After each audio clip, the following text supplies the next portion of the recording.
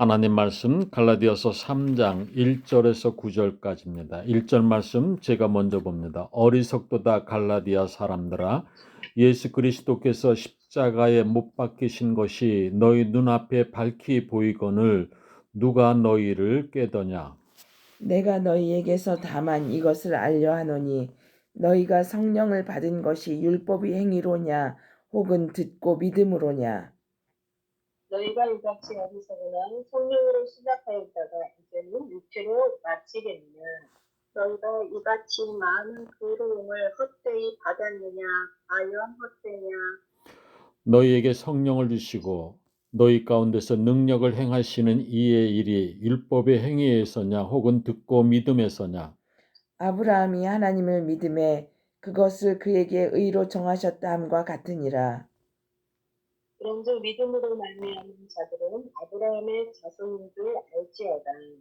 또 하나님이 이방을 믿음으로 말미암아 의로 정하실 것을 성경이 미리 알고 먼저 아브라함에게 복음을 전하되 모든 이방인이 너로 말미암아 복을 받으리라 하였느니라. 그러므로 믿음으로 말미암은 자는 믿음이 있는 아브라함과 함께 복을 받느니라. 아멘. 자비로우신 아버지 하나님 감사합니다. 이 시간도 말씀을 사모하는 심령들이 주님 앞에 나왔습니다. 주님 말씀하여 주실 때에 우리의 마음이 뜨거워지게 하여 주시옵시고, 회개할 것을 회개하고 깨달을 것을 깨닫고 또 고백할 것을 고백하는 가운데에 주님께로부터 오는 놀라운 은혜를 체험하는 은혜의 시간 되도록 성령께서 강하게 역사하여 주시옵소서. 듣는 이의 심령을 주께서 헤아려 주시고 또 질병 가운데 있는 이들이 말씀 속에 역사하시는 성령의 손길을 통하여 치유 역사가 있게 하여 주시옵소서. 기도의 응답이 있게 하여 주시옵소서. 주님을 몰랐던 이들이 주님을 만나는 뜨거움의 역사가 있게 하여 주옵소서. 이 시간도 부족한 종을 오직 말씀의 도구로 사용하여 주옵소서. 예수님의 이름으로 기도드리옵나이다. 아멘. 의롭다함을 받은 아브라함, 이런 제목의 말씀으로 이 시간도 우리에게 주시고자 하는 주의 말씀의 은혜를 함께 나누기로 원합니다. 유명한 톨스토이 작품 중에 사람은 무엇으로 사는가라고 하는 작품이 있습니다. 미하일이라는 천사가 인간에 대한 이 궁금증을 가지고 있습니다. 하나님께서 이 천사를 인간이 되게 하셔서 구두장이 세몬이라는 집으로 보내셨습니다. 자, 미하일이라는 이 천사가 그 집에 살면서 이 궁금증을 풀어간다라고 하는 이야기가 중심 내용입니다. 자, 이 천사가 사람들에 대해서 가지고 있던 이 궁금증은 세 가지입니다. 첫 번째는 사람들의 마음 깊은 속에는 무엇이 있는가? 두 번째는 사람들이 알 수 없는 것은 무엇인가? 그리고 세 번째는 사람들은 무엇으로 사는가? 자, 톨스토이는 이 천사 미하일의 이 궁금증을 통해서 인간들에게 가장 중요한 질문이 무엇인지를 말하고자 했던 것입니다. 우리가 인생을 인간답게 살기 위해서 스스로 물어야 할 질문들이 있습니다.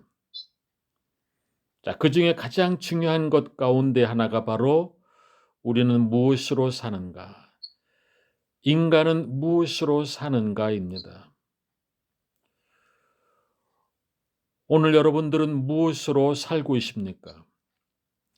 한번 이 질문에 대해 스스로 답해 볼 수 있기를 바랍니다. 우리의 삶이 때로는 고달프고 여러 모양의 고난이 있을 때에 나로 하여금 인내하며 버티게 해주는 것은 무엇인가? 자, 그리스도인은 무엇으로 사는 사람들인가? 여러분, 이 질문에 대한 답을 오늘 본문의 말씀에서 찾을 수 있기를 바랍니다. 오늘 우리 그리스도인은 믿음으로 사는 자들입니다. 자, 오늘 본문에서 갈라디아 교인들의 이 믿음을 일깨워주는 성서적인 내용 두 번째는 사랑하는 존재를 얻기 위해서 십자가의 대가를 지불하고서라도 구원하는 만큼 내가 귀한 존재라고 하는 것입니다.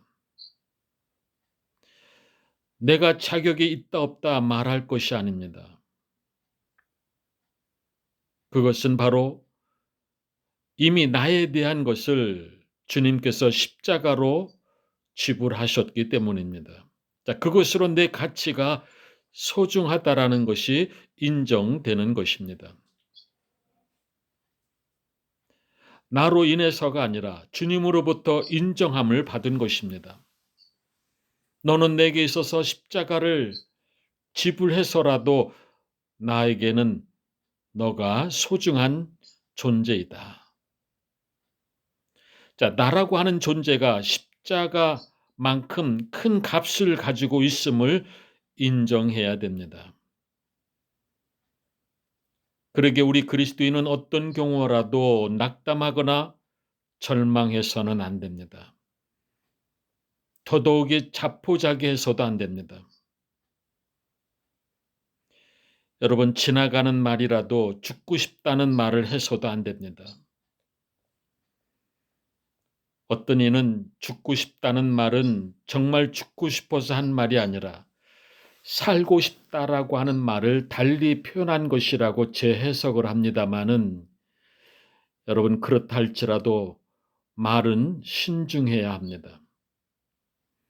여러분, 같은 말이라도 어가 다르고 아가 다르다고 말하지 않습니까? 여러분, 말도 심는 것입니다. 뿌리는 것입니다.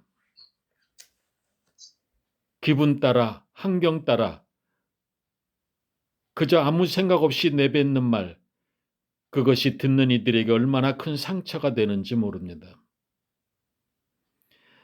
나의 말의 씨가 뿌려져서 거둘 때가 있음을 알아야 됩니다. 여러분, 이것도 훈련을 통해서 배워져야 되는 것입니다.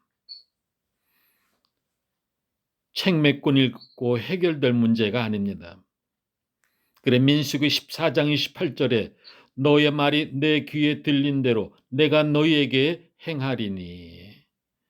여러분, 자신에 대해서도 함부로 평가하지 마시길 바랍니다. 내가 내 자신을 소중히 여길 줄 알아야 됩니다. 여러분, 입술로 매일 고백할 수 있기를 바랍니다. 나는 주님께서 십자가를 지셔서 나를 구원하실 만큼 나는 귀한 존재이다.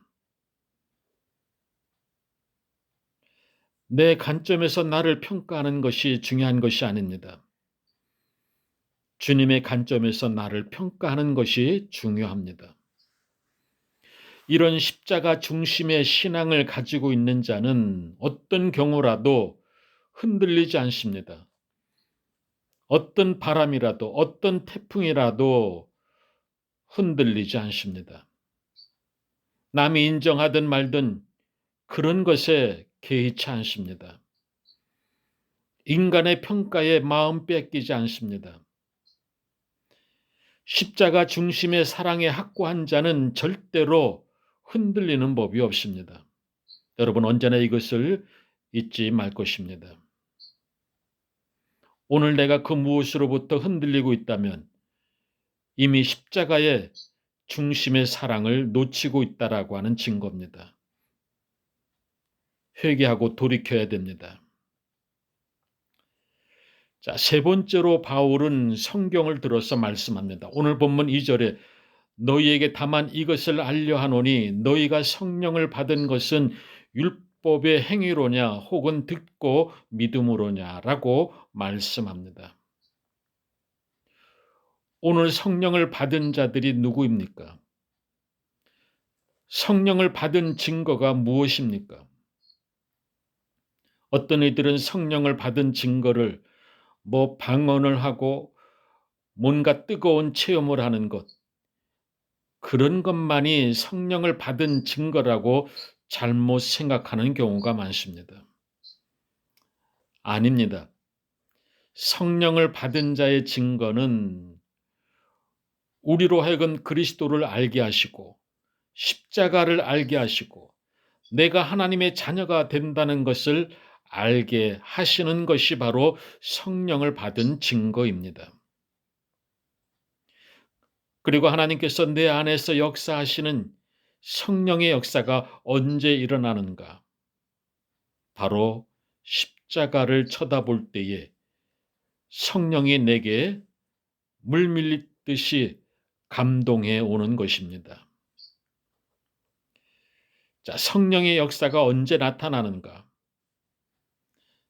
성령은 십자가를 이해하게 하고 또한 계시성을 밝혀주고 사제의 은총을 해주시고 또한 주님의 말씀을 듣고 깨닫도록 해주십니다. 여러분, 지식으로 깨닫는 것 아닙니다. 인간의 경험을 가지고 하나님 말씀 깨닫는 것 아닙니다. 여러분, 그렇게로 말하면 학문으로서 최고의 학문을 가지고 있는 교수들이 더 많이 하나님의 말씀을 깨달아야 되는 것 아닙니까? 그런데 그렇지를 않습니다. 오히려 한글을 모르는 연세 많으신 어르신네들 가운데에 더 깊은 영성의 신앙을 가진 분들이 얼마나 많습니까? 여러분, 하나님의 말씀을 듣는 가운데에 성령의 역사로 믿음이 생겨나고 그 말씀을 뜨겁게 믿을 때에 성령 충만케 되는 것을 믿습니다. 또 성령의 역사에서 감사하게 하고 기쁨이 충만케 합니다. 또 율법적인 것으로부터 자유로움을 만끽하게 합니다. 오직 믿음으로 살 때의 십자가의 은혜 속에 성령이 감동하는 것을 체험하지 않았느냐.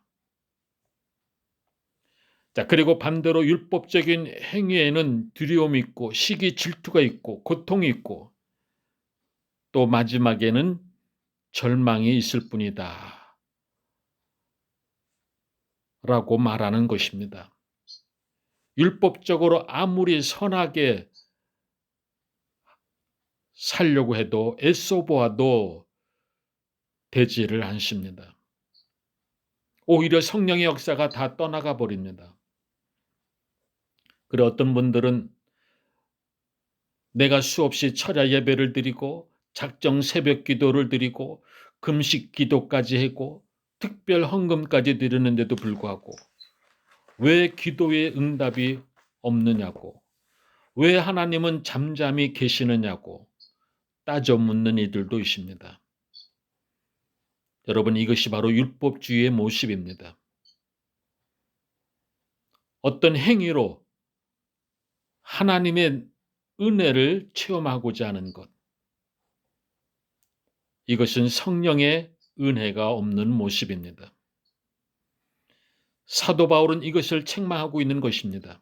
그래, 일이 조금 어려워지면 하나님께서 내게 벌을 주시는가 보다. 감기만 들어도 내가 새벽 예배를 못 드렸더니 내게 벌하시는가 보다. 매사에 이런 식으로 생각하려 듭니다. 이것이 바로 율법주의입니다.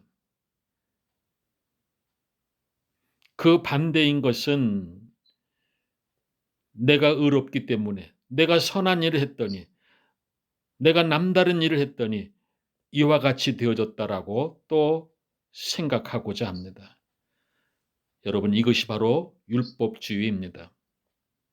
처음에 믿고 받아들임으로써 성령의 역사를 체험했는데 오로지 십자가의 은혜 가운데서 어떻게 너희가 다시 옛날로 돌아가려 하는 것이냐 라고 바울은 책망하고 있는 것입니다.